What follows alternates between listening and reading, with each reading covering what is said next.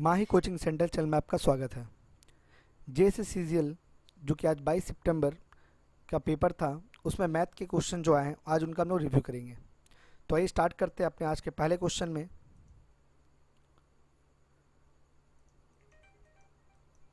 पहला क्वेश्चन यानी 51 number question था कि श्री मुर्मू अपने घर से स्टेशन तक पहुंचने के लिए 6 किलोमीटर पैदल चले। फिर वे एक ट्रेन से सवार हुए जिसकी औसत गति 60 किलोमीटर प्रति घंटे थी और इस प्रकार अपने गंतव्य तक पहुँचे। इस तरह उन्होंने कुल 3 घंटे का समय लिया। यदि पूरी यात्रा की औसत गति 32 किलोमीटर प्रति घंटा थी तो पैदल चलने की औसत गति क्या थी। क्वेश्चन थोड़ा लंबा लिखा हुआ बट ये क्वेश्चन ठीक है फिर भी, कि इसमें बताया क्या गया है कि श्री मुर्मू जो है अपने घर से निकला, 6 किलोमीटर वो पहले पैदल चला है और उसके बाद वो फिर यहाँ से ट्रेन से चला है और अपना यात्रा को पूरा किया। और जब वो ट्रेन से गया है तो ट्रेन का स्पीड कितना है, तो 60 किलोमीटर पर आवर। और इस प्रकार उसको पूरी यात्रा में लगा है टोटल 3 घंटे। और अगर पूरी यात्रा का औसत चाल बात करें तो औसत चाल होगा 32। तो अगर पूरी यात्रा का औसत चाल 32 है और उसको 3 घंटा लगा है तो क्या कुल दूरी 32 या 96 यानी कि 96 किलोमीटर हो जाएगा। यानी वो घर से जहाँ तक भी गया वो टोटल दूरी जो है वो 96 किलोमीटर है, जिसमें कि 6 किलोमीटर वो पैदल गया है और बचा हुआ 90 किलोमीटर वो ट्रेन से गया है। तो अगर वो 90 किलोमीटर ट्रेन से गया है और ट्रेन का चाल 60 है तो उसका समय लगने वाला है 1.5, 1/1.2 यानी 1.5 घंटा। और वो पूरा यात्रा किया है 3 घंटा में। अगर 1.5 घंटा वो ट्रेन से गया है इसका मतलब 1.5 घंटा वो पैदल भी गया है। तो 1.5 घंटा में वो 6 किलोमीटर चला है। तो हम चाल निकाल लेंगे, चाल बराबर दूरी, तो पैदल का चाल था 6 और बचा हुआ समय भी 1.5 है। तो 1.5 को हम लोग 3/2 लिखते हैं, 3 को नीचे 2 को ऊपर लिख देंगे। ये आराम से इससे कट जाएगा 2 बार में, 2 दूनी 4। तो हम कह सकते हैं कि वो जो पैदल गया है उसकी रफ्तार कितना है, 4 किलोमीटर प्रति घंटा, यानी ऑप्शन नंबर सी। बहुत ही अच्छा क्वेश्चन था। इसमें क्या पूछा गया था कि टोटल डिस्टेंस में 6 किलोमीटर वो पैदल गया है और बचा हुआ दूरी बताया नहीं था, लेकिन बताया कि पूरे का एवरेज चाल है 32 और टोटल डिस्टेंस कवर करेगा 3 घंटा में, जिससे कुल दूरी आ गया 96। 96 में 6 माइनस कर दिए तो बचा 90। 90 गया वो ट्रेन से और ट्रेन का स्पीड पता है 60, तो 90/60 से 1.5 घंटा निकल गया। तो 3 घंटा में 1.5 घंटा अगर ट्रेन से गया तो बचा हुआ 1.5 घंटा भी वो क्या चीज़ से जाएगा, तो वो पैदल जाएगा। तो यही 6 को ऊपर रखे, 1.5 को नीचे रख दिया, आंसर आ गया मेरा 4 किलोमीटर प्रति घंटा। तो पहला क्वेश्चन मॉडरेट क्वेश्चन था। इसके बाद अगला क्वेश्चन है 52 नंबर यानी 2 नंबर मैथ में। कहता है कि एक ठोस बेलन के वक्र पृष्ठीय क्षेत्रफल और कुल पृष्ठीय क्षेत्रफल का योग 2068 सेंटीमीटर है। एक्चुअली अगर ये क्षेत्रफल है तो सेंटीमीटर स्क्वायर होगा, ठीक है। यदि इसके आधार की त्रिज्या 7 सेंटीमीटर है तो बेलन का आयतन क्या होगा। आयतन पूछा जा रहा है किसका, तो बेलन का आयतन। हम लोग जानते हैं बेलन का आयतन होता है पाई r² h। अब इसमें जितना भी ऑप्शन है सारा ऑप्शन जो है कोई भी अप्रॉक्स में नहीं है, पूरा पूरी डिजिट है। तो अगर हम चाहें तो ट्रिक से इसको बना सकते थे कि अगर ये जरूर पाई से मल्टीप्लाई होगा तो पाई का मतलब 22 और 22 किसका मल्टीप्लाई है, 11 का। तो अगर कोई ऑप्शन 11 से कट रहा है तो वही इसका आंसर होगा। तो अगर हमें 11 का ऑप्शन चेक करना होता है तो अल्टरनेट नंबर को जोड़कर आपस में माइनस करते हैं, जैसे 0 0 तो 0 होगा, 8 और 3 11, 11 में 0 घटाएंगे तो 11 आएगा। इसका मतलब ये 11 से कट रहा है। क्या ये कटेगा, 8 और 2 10, 10 में 0 नहीं होगा, ये हो जाएगा 9 और 5, ये हो जाएगा 4, ये भी नहीं होगा। यानी अगर 11 से काटे तो ये 3 जो ऑप्शन है उसमें ए नंबर जो है कट रहा है। तो अगर हम चाहें तो इसको आंसर मार सकते हैं, लेकिन इनमें से कोई नहीं भी का ऑप्शन है, इसलिए इस क्वेश्चन को बनाना पड़ेगा। क्योंकि हो सकता है कि अगर हम बहुत ज़्यादा ओवर कॉन्फिडेंस में गए और इसमें टिक कर दिए, पता चला कि इनमें से कोई नहीं था, तो ये गलत हो जाएगा। इसलिए इसको हम बना भी दे रहे हैं। कैसे बनाएंगे, तो सबसे पहले दिया हुआ था वक्र पृष्ठीय क्षेत्रफल, तो बेलन का वक्र पृष्ठ होता है 2πr/h और संपूर्ण पृष्ठ क्षेत्रफल 2πr ब्रैकेट में r+h, ये दोनों का योग दिया हुआ था 2068। तो अगर 2πr को कॉमन ले लें तो अंदर बचेगा h और r+h, तो h और h 2h हो जाएगा प्लस r बराबर 2068। अब हम लोग देख सकते हैं कि r का मान हमको पता है, तो 2h प्लस r अभी रहने देते हैं यहाँ पे, बाद में रख लेंगे मान। तो इधर लिखेंगे 2068 और बटा में हो जाएगा 2, 22 का मान मैंने पाई का मान 22 और ऊपर में चल जाएगा 22/7 और आर का मान कितना दिया हुआ है 7, जिससे 7 और 7 कट गया, इससे इसको काटेंगे तो 11, और ये हो जाएगा 8, 9 और 1 8 बार में, 8 बार में, तो ये कितना बार में कट गया 2। अब इसको दोनों को एक बार में 4 से काट देते हैं, 4 चौक 16 और 4 सत्ते 28, यानी 47। अब यहाँ पर अगर हम 7 का मान रख दे 7, तो 7 इरा के माइनस होगा, तो 2h बराबर कितना हो जाएगा 40, तो h का मान हो जाएगा यहाँ पर 20। अब हमसे आयतन पूछा है तो पाई आर स्क्वायर एच, पाई का मान 22/7, आर का मान 7 गुना 7 और एच का मान 20। 7 और 7 कट गया, 7 दूनी 14, 7 दूनी 14 यानी 154 इंटू 20, मल्टीप्लाई करेंगे तो 8 0 और 2 और 1 3, यानी कि 3080, यानी ऑप्शन ए ही इसका राइट आंसर आएगा। बट अगर समय कम है और इसको मारना ही है तो वही ऑप्शन कर सकते हैं कि जहाँ पर भी कोई ऐसा चीज़ पूछा जाए जहाँ पर हमको पाई का मान बैठाना है, तो वही कोई एक ऑप्शन अगर 11 से कट रहा है तो वही उसका आंसर होगा, लेकिन वो आंसर अप्रॉक्स नहीं होना चाहिए, वो कोई सटीक आंसर होना चाहिए, तभी इसको हम लगा सकते हैं। तो ऐसे बनाएंगे, अदरवाइज इसको ऑप्शन टेस्ट में 11 से मल्टीप्लाई कर देते हैं, मैंने डिवाइड कर देते हैं। इसके बाद क्वेश्चन नंबर 3, तीसरा नंबर क्वेश्चन कहता है कि यदि x बराबर sec theta plus tan theta, y बराबर sec theta minus tan theta, तो एक्स वाई का संबंध बताइए। बनाने का बहुत तरीका है। अगर हमको एक फॉर्मूला याद है कि sec square theta minus tan square theta बराबर 1 होता है, अगर ये हमको याद है तो हम ऐसे बना देते हैं कि अच्छा ये दोनों को अगर हम मल्टीप्लाई कर दें तो a प्लस बी और a माइनस बी दोनों को मल्टीप्लाई करेंगे तो a square minus B square, यानी sec square theta minus tan square theta. अब ये दोनों को मल्टीप्लाई किए तो एक्स वाई भी मल्टीप्लाई हो जाए, यानी एक्स वाई, और हम लोग जानते हैं इसका मान होता है 1, यानी 1 बराबर एक्स वाई। तो ऑप्शन में देख सकते हैं ऑप्शन डी यही है मेरा कि एक्स वाई बराबर 1 है। इस टाइप से बना सकते हैं। और अगर लगेगा नहीं ऐसे नहीं बनाना, कोई और तरीका है, तो थोड़ा सा उसमें लेंदी हो सकता है, बट उससे ही बन जाएगा। क्या करना पड़ेगा कि अपने मन से कोई थीटा का मान ले लेंगे जो दोनों पुट कर देंगे। जैसे एक्स का मान 30 रख लेते हैं तो सेक 30 या सेक 60 रख लेते हैं, कोई भी, या 45 ही रख लेते हैं, कुछ भी रख सकते हैं। तो अगर सेक 45 रखेंगे तो सेक 45 का मान होगा √2 और 10 का हो जाएगा 1। उसी प्रकार y का निकालेंगे तो √2 माइनस 1। अब क्या है कि अगर हम कौन सा ऐसा ऑप्शन में दोनों का मान रखने पर वो समीकरण बैलेंस हो जाएगा, तो हम डी को ही चेक करके दिखा रहे हैं। ये दोनों को अगर यहाँ रखते हैं तो √2 + 1 x का मान, √2 - 1 y का मान बराबर 1 आना चाहिए। देखते आता है कि नहीं, a + b a - b, तो 2 - 1 हो जाएगा, इसका मतलब 1 आ रहा है, यही मेरा आंसर हो जाएगा। यानी थीटा का मान रख के ऑप्शन चेक कर सकते थे, बट ये आसान था क्योंकि हम लोग जब भी फॉर्मूला का बात करते हैं साइन कॉस में, तो ये फॉर्मूला हम लोग शुरुआत में ही पढ़ते थे, फॉर्मूला से बनाना और आसानी था। इसके बाद क्वेश्चन नंबर 4 क्या कहता है कि 36 सेंटीमीटर त्रिज्या वाली दो वृत्त एक दूसरे को इस प्रकार काटती है कि प्रत्येक वृत्त दूसरे वृत्त के केंद्र से होकर गुजरती है। मतलब दो वृत्त है और दोनों एक दूसरे को इस प्रकार काट रहा है कि दोनों का केंद्र एक दूसरे को बीच में काट रहा है, यानी इसका केंद्र यहाँ, इसका केंद्र यहाँ। तो हम समझ गए यही दूरी तो मेरा रेडियस भी कहलाएगा, क्या कि दोनों का परिधि यहाँ से यहाँ छू रहा है तो रेडियस ही है। तो रेडियस तो हमको दिया हुआ है 36, और इन दोनों का कॉमन जो जीवा पूछ रहा है, एक्चुअली इस फिगर को और अच्छे से बना लेते हैं। जैसे इस पिक्चर में दिखाया जा रहा है कि अगर ये इसका केंद्र है और ये इसका केंद्र है, तो कहीं ना कहीं अगर ये इसके परिधि है तो यहाँ से इसका रेडियस है, यहाँ से इसकी परिधि है तो ये इसका रेडियस है। तो रेडियस हमको पता है कितना है 36, और दोनों की उभयनिष्ठ जीवा की लंबाई पूछ रहा है। तो हम लोग कुछ नहीं करेंगे, यहाँ से इसको मैच कर लेंगे, और उसके बाद हम लोग क्या करना है, तो हम लोग पता है कि ये काट रहा है तो 90 डिग्री पे। अगर ये पूरा 36 है तो ये हाफ कितना होगा 18, और ये भी रेडियस ये तो 36। तो क्या हम लोग पाइथागोरस का यूज़ कर लेंगे, तो √36 का स्क्वायर माइनस 18 का स्क्वायर। 36 का स्क्वायर कितना होगा, तो 14 का स्क्वायर 96, और 25 एक 1296, और 18 का 324, माइनस करता है तो 2 7, और ये हो जाएगा 972। अब 972 को तोड़ेंगे तो तोड़ने के बाद घटाएं 8 6 में से 4, ठीक है 972। और अगर 972 को हम लोग तोड़ते हैं तो 4 8 6, फिर इसको करेंगे 2 4 3। अब ये तो 3 पे पावर 5 होता है, 3 पे पावर 4 होता है, सॉरी 5 होता है, और इंटू 2 पे पावर 2 है, तो यानी 2 तो निकलेगा 1 और 3 निकलेगा 2, 3 तिहाई 9 और 1 3 अंदर रह जाएगा। तो 9 दूनी 18 √3। तो हम समझ गए कि ये जो मेरा पार्ट है वो है 18√3। तो अगर ऊपर 18√3 है तो नीचे भी 18√3 होगा। तो 18√3 कितना हो जाएगा? 36√3, यानी आंसर होगा सी। ठीक है, ये भी क्वेश्चन अच्छा है, मॉडरेट है, लेकिन इसको आराम से ऐसे बना सकते हैं।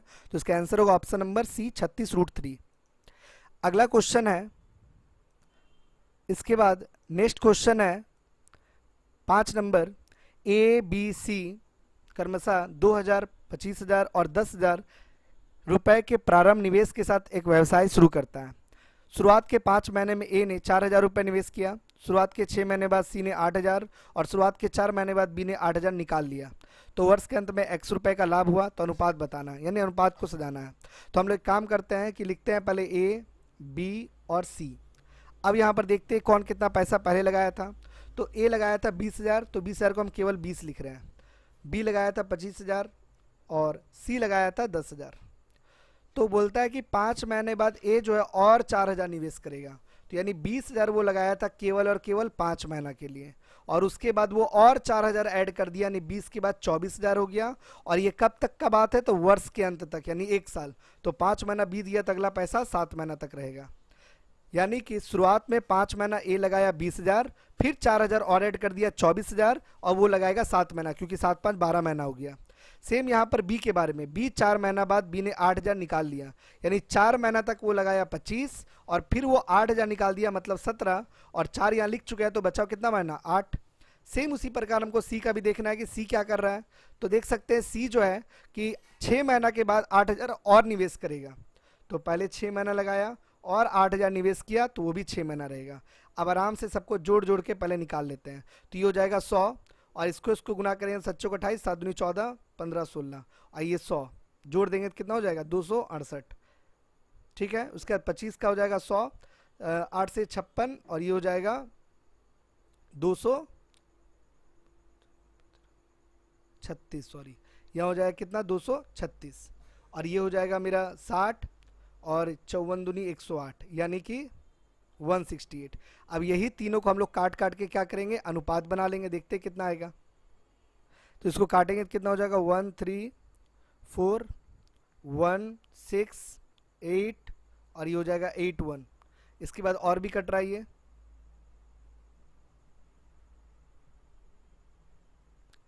यहाँ पर ये कटेगा तो हो जाएगा 84। फिर इसको दूसरे काट देंगे कितना हो जाएगा? 6 और 7 67, ये हो जाएगा 8 और 4। ठीक है, और इसको काटेंगे तो कितना हो जाएगा? ये 42। तो अब हमको यहाँ पर क्या गलती हो जा रहा है? थोड़ा सा जल्दी में कैलकुलेशन गलती कर रहे हैं। यहाँ पर हो जाएगा कितना? ये काटेंगे तो ये हो जाएगा मेरा 118, और 118 को जब काटेंगे तो ये हो जाएगा 59। तो मेरा आंसर होगा 67, 59 और 42, यानी ऑप्शन नंबर बी। ठीक है, तो इसका आंसर हो जाएगा ऑप्शन नंबर बी। कैलकुलेशन थोड़ा स्पीड करने चक्कर में हुआ, लेकिन बाकी जितना भी सवाल है ऐसे ही बनाना था इसको। ठीक है, इसलिए इसका आंसर हो जाएगा बी। इसके बाद अगला क्वेश्चन है 56। 5 साइन स्क्वायर 60, 7 साइन स्क्वायर 45 और 8 कॉस स्क्वायर 45। बस मान बैठाना था। साइन 60 का मान √3/2, तो 5 गुना √3 का स्क्वायर करेंगे तो 3, और 2 का स्क्वायर करेंगे तो 4, प्लस 7 √45 1/√2, 1/√2 का स्क्वायर 1/2, और 8 45 का मान होगा 1/√2, 1/√2 का स्क्वायर करेंगे तो 1/2। अब ये हो जाएगा 15/4, ये हो जाएगा 7/2, और ये हो जाएगा 4। एलसीएम लेंगे तो 4, ये 15, ये 14, और ये हो जाएगा 16। 15 या 45/4। तो ये आंसर तो ऐसे ही दिया हुआ था, ऐसे ही छोड़ देंगे। 45/4 इसका राइट आंसर होगा, ऑप्शन नंबर ए करेक्ट इसका आंसर हो जाएगा। ठीक है, ये भी आराम से बन जाना था, क्योंकि इसमें तो सिर्फ बैठाना था मान। इसके बाद क्वेश्चन नंबर 57। 57 नंबर जो क्वेश्चन है, ये कुछ जो एग्जामिनर है वो लग रहा है अपने से बनाया इस क्वेश्चन को, क्योंकि इस क्वेश्चन को वो जो कहना चाह रहा है वो उस क्वेश्चन में समझा नहीं पा रहा है। कहता है कि 2 ट्रेन एक ही ट्रैक पर, पहली बात तो एक ट्रैक का बात कर रहा है, सब क्वेश्चन में अलग अलग ट्रैक का बात करता है, ये एक ही ट्रैक का बात कर रहा है।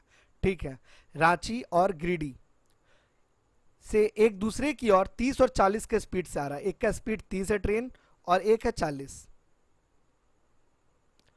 और कहता है कि दोनों स्टेशन के बीच में दूरी जो है वो 560 किलोमीटर है। ठीक है, दोनों ट्रेन के एक साथ एक गोरैया एक ट्रेन के सीट्स पर बैठकर दूसरे ट्रेन की ओर जाती है और दूसरे ट्रेन तक पहुंचने के बाद अपनी दिशा को बदल लेती है। मतलब एक गोरैया यहाँ पर है, ऐसे करके यहाँ जा रही है, वापस फिर यहाँ आ रही है, फिर जा रही है, फिर आ रही है, और ये कब तक कर रही है? इस तरह वो इस क्रम को जारी रखती है। और यदि गोरैया उसको इस गति को 80 की स्पीड है, यानी गोरैया की स्पीड कितना है? 80 है, तो ट्रेन के बीच कुचले जाने से पहले गोरैया कितनी दूरी तय करेगी? यानी गोरैया कितना दूरी तक चलते रहेगी, ऐसे जा रही है आ रही है जा रही है आ रही है, ऐसे करते रहना। अब दोनों ट्रेन कब कुचलाएगा, ये सबसे बड़ा बात है। ये ट्रेन इधर से और ये ट्रेन इधर से कुचलाने वाला है, मतलब टकराने वाला है। तो हम लोग जानते हैं कि जब अगर ये इस साइड और ये इस साइड है तो दोनों का चाल जुड़ जाएगा, चाल हो जाएगा 70 किलोमीटर पर आवर, और हमको दूरी पता है 560। तो टाइम का बात करेंगे तो 560 बटा 70 काटेंगे तो 8 घंटा, यानी 8 घंटा के बाद दोनों ट्रेन टकराने वाली है।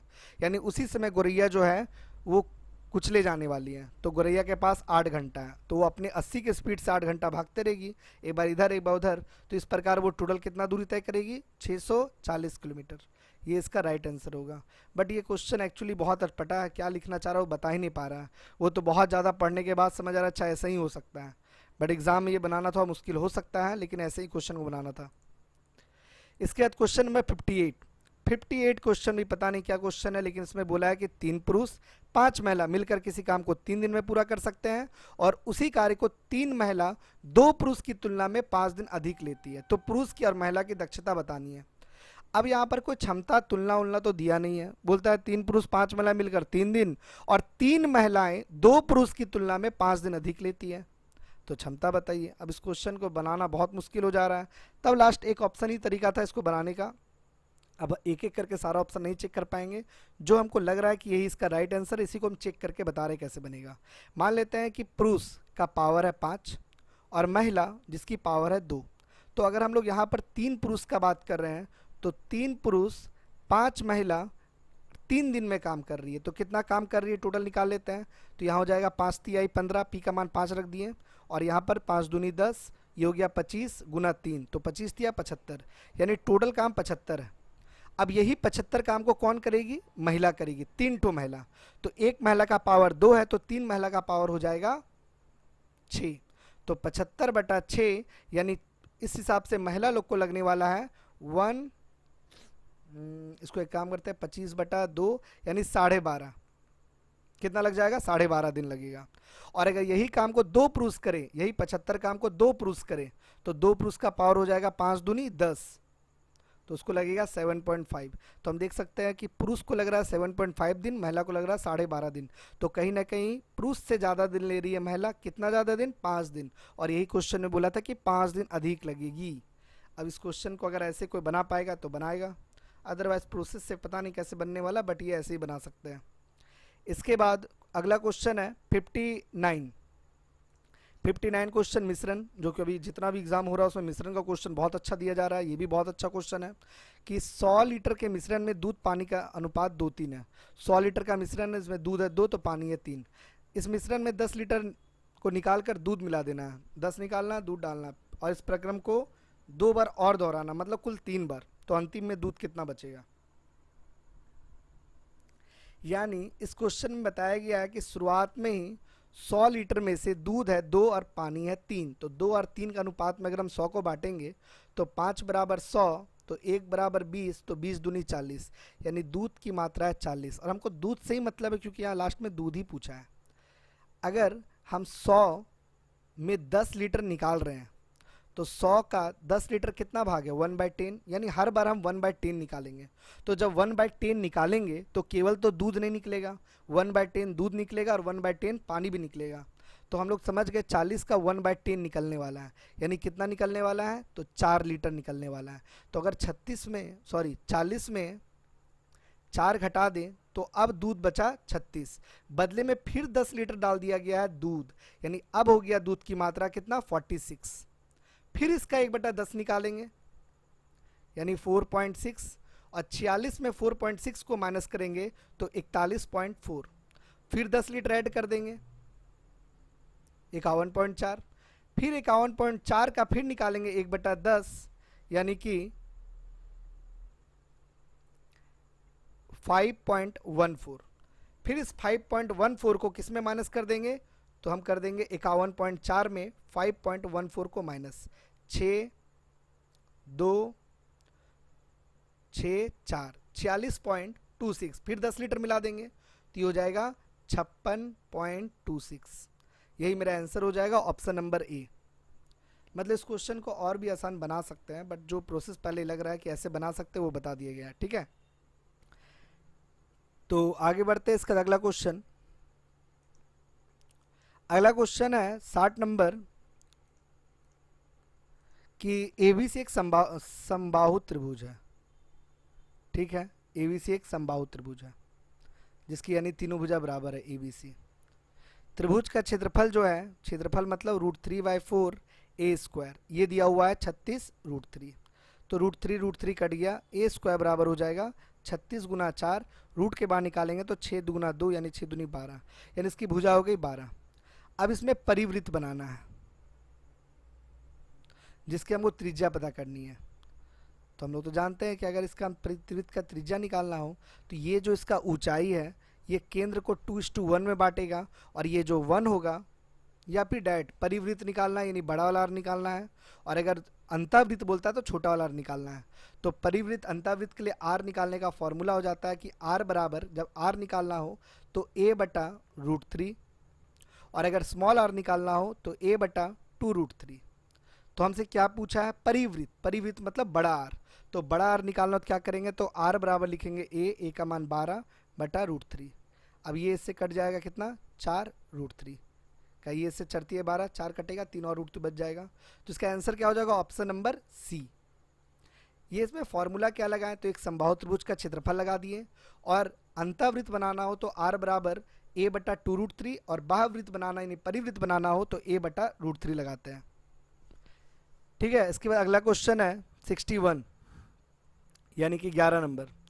11 नंबर क्वेश्चन भी शायद इनकम्प्लीट ही क्वेश्चन है, शायद क्या इनकम्प्लीट ही है। क्या ऐसे बोल रहा है कि त्रिभुज एबीसी एक समकोण त्रिभुज है, ये एक समकोण त्रिभुज है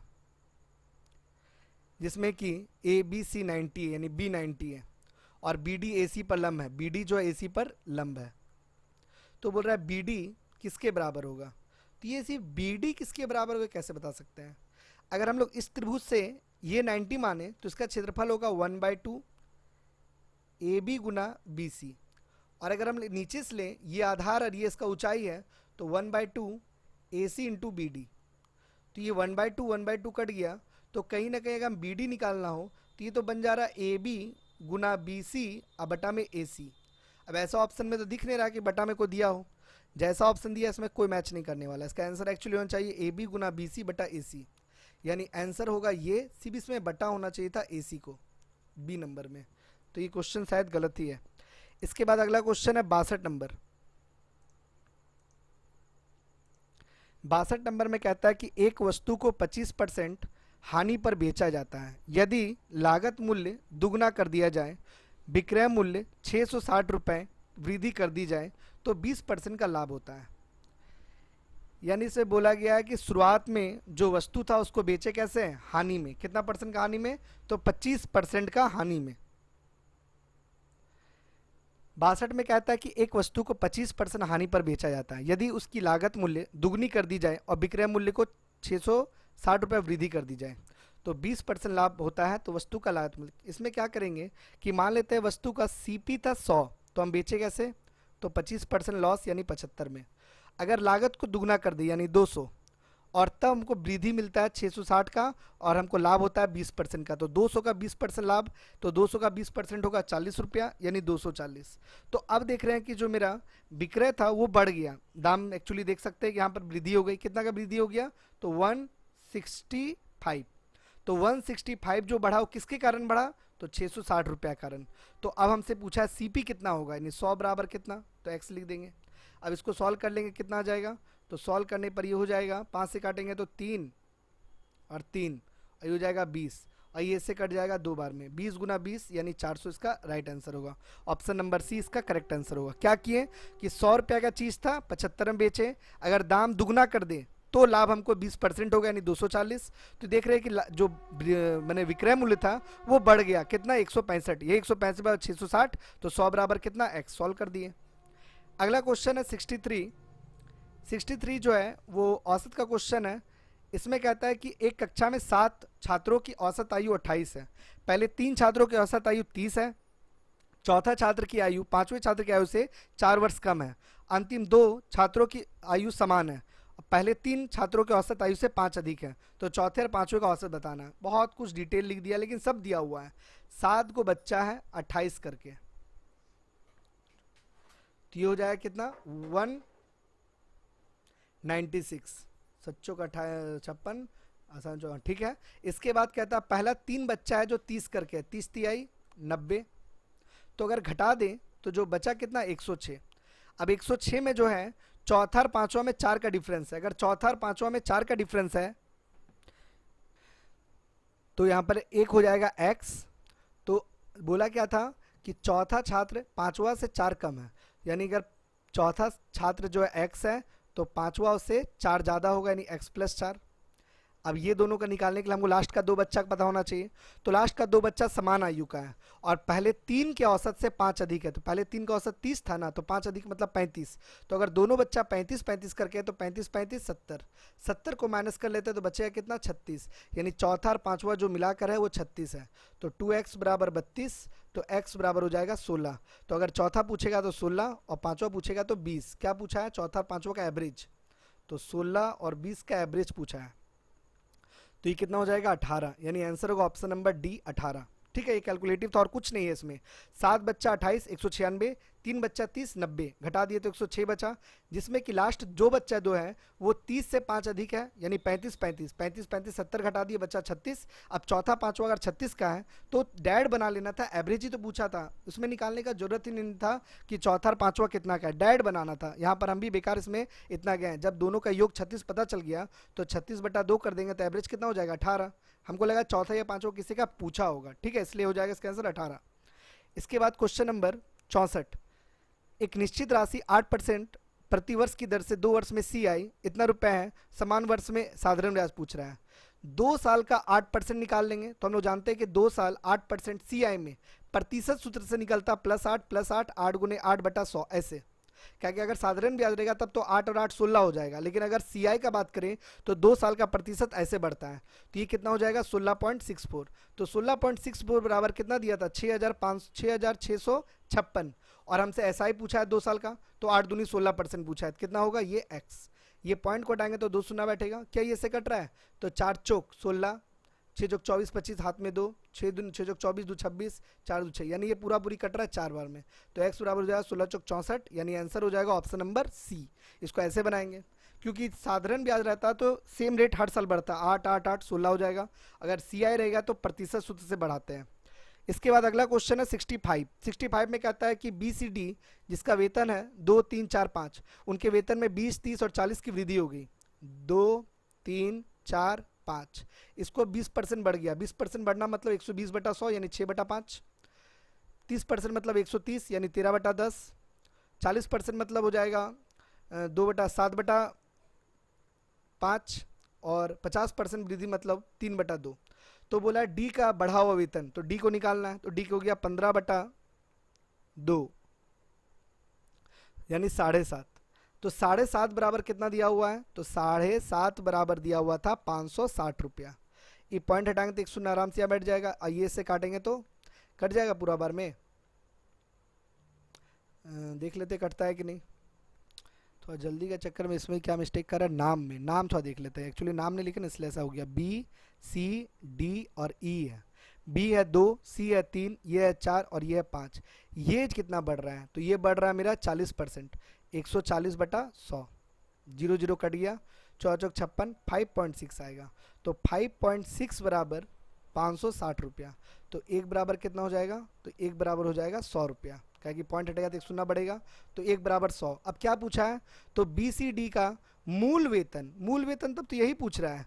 2 3 5 5 4 9 9 5 14, यानी 14 बराबर कितना?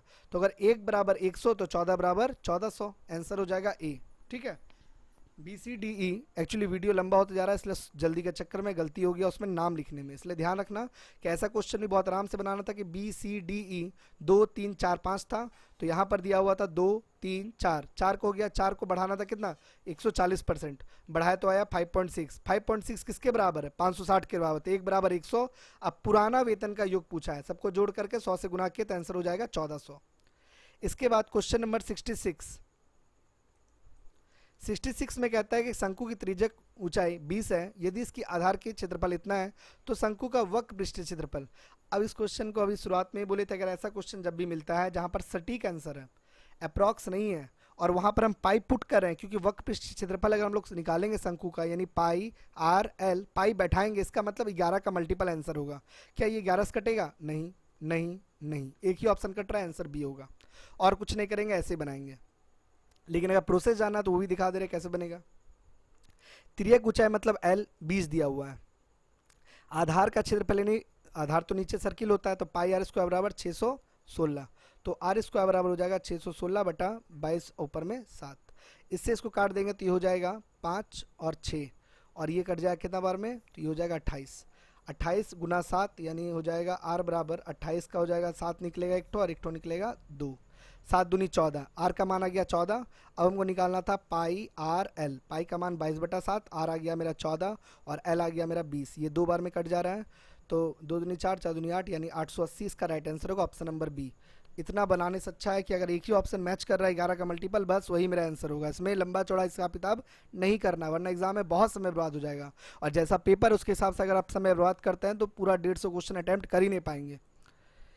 इसके बाद अगला क्वेश्चन है 17 नंबर, सेक माइनस कॉस कितना होगा। इसको भी बनाना है, कुछ नहीं, पिछला क्लास में बताए थे कि एक समकोण त्रिभुज में हम लोग छोटा ट्रिपलेट ले लेते हैं 3 4 5, साइन बोलेगा तो 3/5, कॉस बोलेगा तो कॉस क्या होता है आधार बटा कर्ण, टेन क्या होता है तो लंब बटा आधार, ऐसे बनाते हैं। साइन का उल्टा हो जाएगा कॉसेक, जो 5/3 होगा, सेक 5/4 होगा, टेन 4/3 होगा।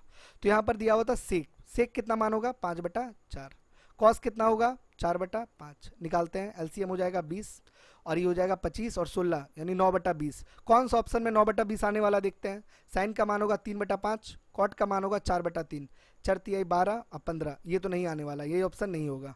टेन का मान 3/4, साइन का मान हो जाएगा 3/5, तो 9/20, यही तो आ गया आंसर मेरा, यानी आंसर क्या होगा ऑप्शन नंबर सी। ऐसे बनाएंगे तो कोई भी कितना भी हार्ड क्वेश्चन देगा बना सकते हैं। इसके बाद क्वेश्चन नंबर अगला जो है 18 नंबर, वो बहुत इजी क्वेश्चन है। दो संख्या योग 6 है, दो संख्या गुणनफल 5 है। नंबर ही चुन लो ना, क्योंकि आसान नंबर है।